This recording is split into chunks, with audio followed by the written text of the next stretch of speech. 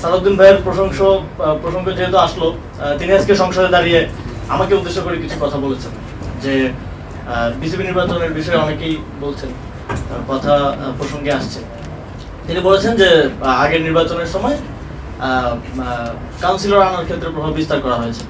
তো সেখানে সালাউদ্দিন ভাইয়ের কোনো সংবিধানের প্রয়োজন নাই, কারণ বিসিবির একটা কনস্টিটিউশন আছে, আপনারা হয়তো অনেকেই জানেন, 13 পৃষ্ঠার একটা ছোট কনস্টিটিউশন।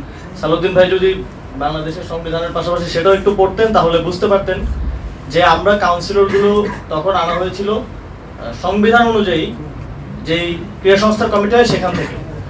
কিন্তু তারা চেয়েছিল তাদের যে ছেলেরা এখন বিসিবিতে বসেছেন তাদের নামগুলো পাঠানো হোক, যাদের স্পোর্টসের সাথে কোনো সম্পর্ক নাই, সংবিধান অনুযায়ী তাদের সেখানে আসার কোনো এখতিয়ার বা তাদেরকে নাম পাঠানোর কোনো এখতিয়ার আসলে ডিসিদের ছিল না।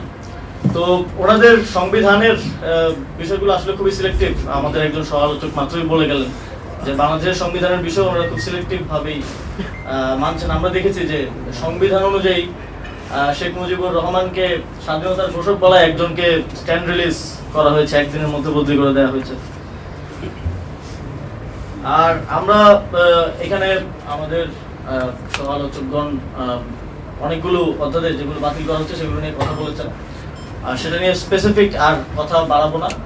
তবে একটা ইন্টেনশন খুব স্পষ্ট যে আমরা যেখান থেকে হাঁটি হাঁটি পা পা করে 2024 সালের গণঅভ্যুত্থানের পরে একটা জায়গায় এসে পৌঁছেছি এবং জুলাই সনদ এবং গণভোটের রায় বাস্তবায়নের মধ্য দিয়ে আমরা আরো একটা ধাপ অতিক্রম করতে পারতাম জাতি হিসেবে, সেখান থেকে আমরা এখন উল্টা পথে হাঁটা শুরু করেছি।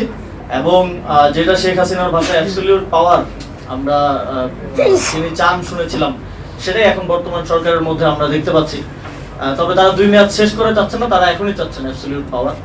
তো সেটা ভালো, বিএনপি যত খারাপ কাজ করবে, যত জনবিরোধী কাজ করবে সেটা দ্রুতই করে ফেলুক আমরা চাই, কারণ আমরা আবারও 15 বছর 20 বছর আসলে অপেক্ষা করতে চাই না।